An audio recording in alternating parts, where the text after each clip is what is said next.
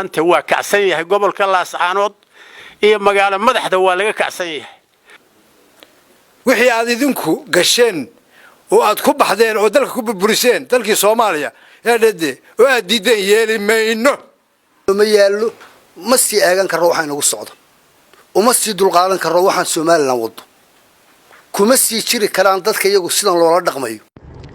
qaar ka mid ah cuqaaliya waxgarad iyo dhalinyarada gobolada Sool Sanaag iyo Cayaaya baaq u diray madaxweynaha Soomaaliland kaasoo ku wajahan in sida uu lafsiyaha badan loo sii daayo afhayeenka beelaha Daarood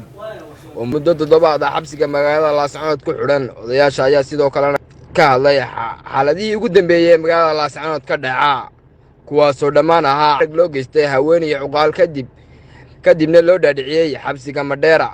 afhayeenka Daarood leeyahay Cabdikariin Cali Nuur muddo 6 habeen ayuu xorey sabab uu xoreeyana ma jirto wariidoon ku hadlaa ama isaaqo way hadlaa waxay doonaan ku hadlaa way isleeyna waxay doonaan ma yiraahdaan maxay tahay nin hadlay nin baa TV-ga soo fadhiistay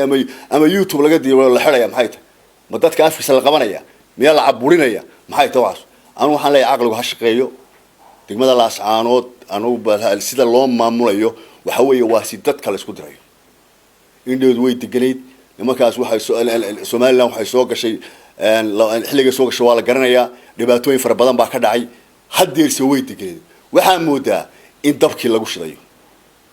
in dabkii ay ka soo baxday muddadan in lagu shidayo waxaan leeyahay wasiirka arrimaha gudaha Muuse Bixi madaxweynaha Soomaaliland arinta gobolka weyn leega dadka xidhan sida ugu dhaxsaabay wala sudaya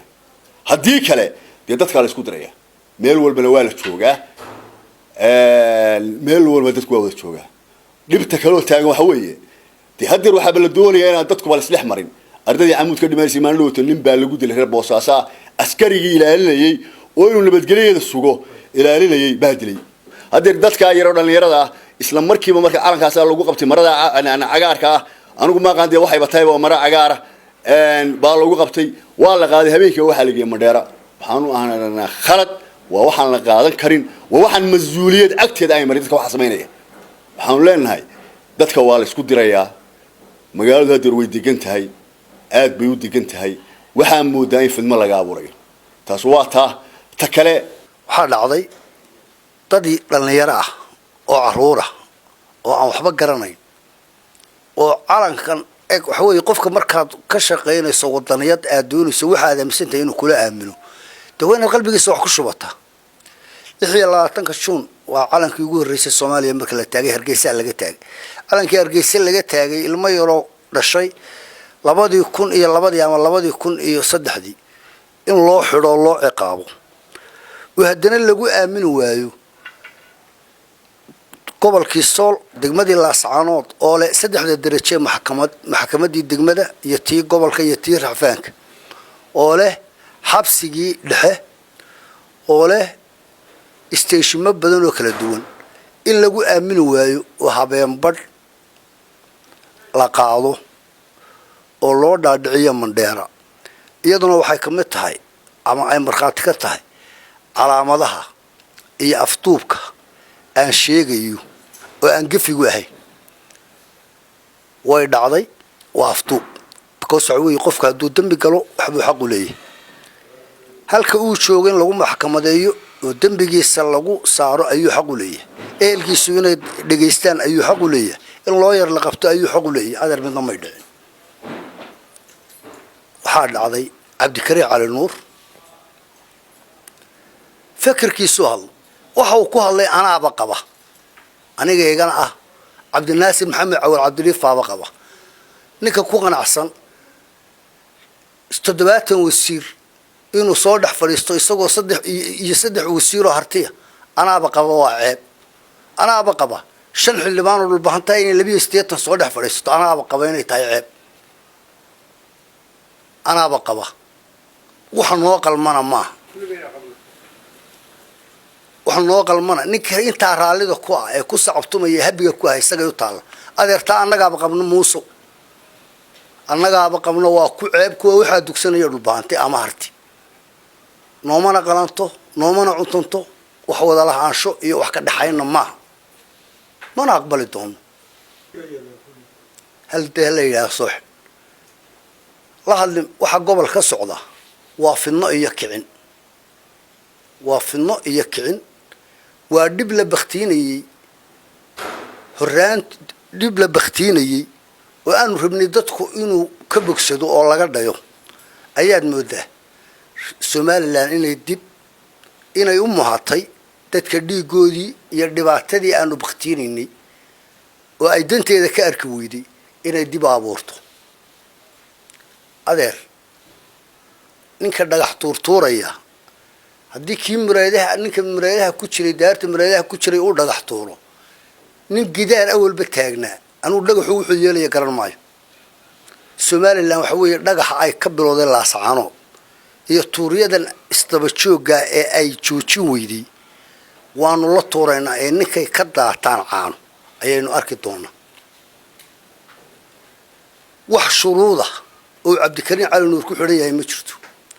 wax dambiyo loo hayaana ma jirto inta loo hayaana waa inta anigu baan ku hadlayo waan ku qanacsanay caruurtayada la afduubtay ee la jilaabtayna u dul qaadan mayno odayaashii bila dhibaatada ah ee dhibaatada la dhex dhigayna waa dib horteedo aanu aragno waxaan leenahay Soomaaliland madaxweyne ku bari mayno wasiirka arrimaha gudaha anagu dad bariyo tamayimni haddaanu xuquuqda asaasiga ah iyo talada waxa aanu ku leenahay aanu halkan ka weyno haddii dadka iyagu ay xornimo waayaan inaanu wax iska celino sabab noo diidaysaa ma jirto inaanu wax iska celino sabab noo diidaysaa ma jirto haddaanu hore u qaybsanaana ma qaybsami doono waanu dagaalamaynaa wallaahi bilaahi tullaahi laa sacanood haddeer waan ku baaqaya haddaan weydiin caruurtiina laga afduubtay iyo kuwii mandheera odayaashayna laga afduubtay iyo kaxabsiga la sacanood laga afduubtay habeen dambe la doonayo in loo qaabto mandheera haddaan 24 saacadood jawaab aanu Muuse bixi aanu cid ka sokaysa la hadli maayo haddaanu ku bixin halkan anna waxaan ka baqayaa dadweynaha reer Laascaanood ee kilibkayga daawan doona meel ay joogaanba inay u diyaar garoobaan isu soo bax iyo banaanbax mudaharaad ah oo ay dareenkooda ku muujinayaan kaasaan ku celinaya fadhi inooma yaalo ma sii eegan karo waxa inagu socdo uma sii dulqaadan karo waxaan Soomaaliland wado kuma sii jiri karaan dadka iyagu sidan loola dhaqmayo absolutely kuma sii jiri karaan waayo dhagta hadii la geeyo dollarka adeer Soomaaliland waxa weeye iyada mushkiladda abuuraysa mushkiladda ay abuurayso in gaarigan madow iyo astuutaan madowwi uu balanaga xoog nagu hayo iyo in rabitaan annagu aanu raali ka inuu nagula joogay taana Muuse waanu ku tusi doona dadka reer Laascaanood haddaanu Muuse caawo jawaab ka bixin saddexda dhacdo ee afduubka haddaanu Muuse caawo jawaab ka bixin sabtiga waxaan leeyahay waxaan uga ballan isu soo bax iyo banaan bax aynu iskaga celinayno hadal ka haray ma jiro inta ay caaqiladu yiraahdeen bay noogu dhantahay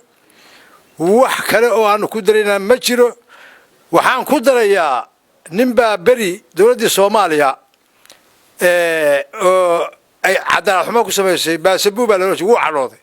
102 qof markuu dilay baa la dilay wixii aad idinku gasheen oo aad ku baxdeen oo dalka ku burburiseen dalkii Soomaaliya ee dhade oo aad diideen yeelimayno ma yeelayno waana yeelayn waa ku celinaya waana yeelayn waxaan kaloo idin sheegayaa ee dhade waynu isnaqaanaa dad wada shabeeynahay ehel baynu nahay qaraabaynu nahay wax walba waynu nahay dal bay isugu keen jira war ceeb way waxyaaba qaarkood naga daaya hooy ceebta naga daaya waxa hana kalifina waxa bohol iyo qarnagu xeeran ma aragtay waxa bohol iyo qarnagu xeeran isaaqow ma aragtay yeelimayno waxaan leenahay Muuse Biixi iyo wasiirka amniga gudaha iyo warfaafinta waa idinka kaasina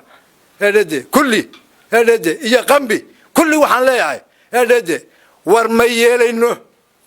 dibna loogu dhalabacayn maayo ka tashada dadkaana haddaan la sii dayn sidaa uu sheegay caaqilku heedade uu sheegay haddaan la sii dayn heedade waqtigaas inoo tahay assalaamu calaykum bahanta waa kacsan yahay gobolka Laascaanood iyo magaalo madaxda waa laga kacsan yahay iyo goboladeeda iyo tuulooyinkeeda aad iyo aad baa loo kacsan yahay siddeetan iyo lix baan jiraa oo madaxaygu waa cad yahay saaka ka horna maanta ka horna ma xanaaqinaan dhidid mooye waxa wajigayga ka muuqda ha idin gasho oo ha idin muuqato inaan nala ciiri jirin wuxuu yidhi anu waxaan ba arki jiraa anoo allah yaa leeyahay waxaad yeelaysaan wax idina aad ku ceebaysantiin waxna aan idin korrinayn maraa la qaatay iyo nin baa hadlay war wax laga xishooda weeye mana xishoonaysaa nin biqina maysa marka waxaad yeeshaan si degdega sidaa laydiin sheegay waa kacsan yahay laascaanood ilaa uurjiifka waa kacsannahay aad baanu xanaaqsannahay waxaana qabta maaha waxaanu qaadan karno maaha waxaanu yeelayno maaha falastiin dhagax bay ku dirirtaa idinku waxaad hadda ku dagaalamaysaani oo sidataani hub dawlada leeyihiin laakiin annagu dhagax baanu qaadanaynaa kii ilaahay baanu ku dagaalamaynaa xabad buuna noqonaya maamul baa sheeganisaan aan cid oday iyo caaqil iyo waxgarad midna lagala tashanin sidii ay doonto Soomaaliya ugu dhaqmiso xadhig ay wax xidhaan odayaal xidhaan dhalinyaro caalamka Soomaaliya lagu xidhayo yaa ilaahay weyna afayeenka beelaha daarood waa la hadlaa inta hadeer dadku dhul badan baa laga hadlaa Soomaaliland gudaheeda laga hadlaa meel walba nin kelmad yiri oo afhayeena oo odaya oo kelmadii muxuu u hadlay la yiri yaa oo jeelka ku jira intaas taariikhda yaa waa wax la yaabaa maxay kelmad busa yaa ma wax madaxi awoodda saarto la yiraahdo uu hadlay afku kala qaad yaa waa hadlina intaanu tiranahay waa hadlina ma aamusino ka iyo mid lamid oo ku hadlay baan ku hadlina iyo kuwa ka sifo yaa maanta wax aan isku la hadhina ma jiro wax isku iyo wax noo yaali ma jiro waxaan dugsan karnaa ma jiro waxba lama nooli waxaanu leenahay madaxda Soomaaliland oo biixi madaxda u yahay arrintaas u dulqaadan mayno dhibaatooyinkan haysto u dulqaadan mayno waa naga dhididiyeen dhidid bay naga keeneen rag iyo dumar iyo dhalinyaro maanta waana wada gashay arrintaas haddii aan sidaa laga bedelina meel fog bay tegaysaa u dulqaadan mayno waxaanu la noolahay waxaanu la dhaqanay waxaanu nahay midna garan mayno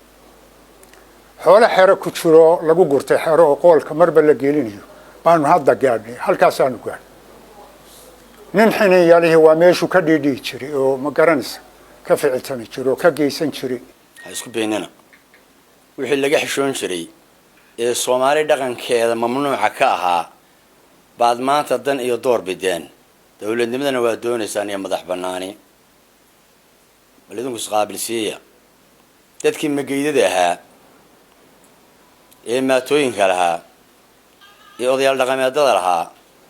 ee aqoon-yahamada ahaa ee xaajo walba loogu irkin jiray ayaad jeelasha ku gurteen sabab la'aan caalamkana waxaad ka doonaysaan madax banaani iyo dawladnimo yaad u balaslaynaysan adduunweynaha kuwii aad dadka ku aydeen codka ka doonayseen ee shacabkeenna ahaa ee wax kastaba ha idinku ogolaana ee mageydada ahaa ee caalamka sharciga adduunweynaha ka mamnuuca xataa in la dilo haddii dagaal dhaco oo la qabto maatada odayaasha ee dhakhtarka waa ka mamnuuc dilku weriyaha in la dilo waa ka mamnuuc in la xidhana waa ka mamnuuc waayo qoys maha cidna maaha waa shakhsi ummadda u dhexeeya bini aadamka meeshu joogana waxtarku ama maamusna ku mudan dadkii noocaas ahaa inaad beegsataan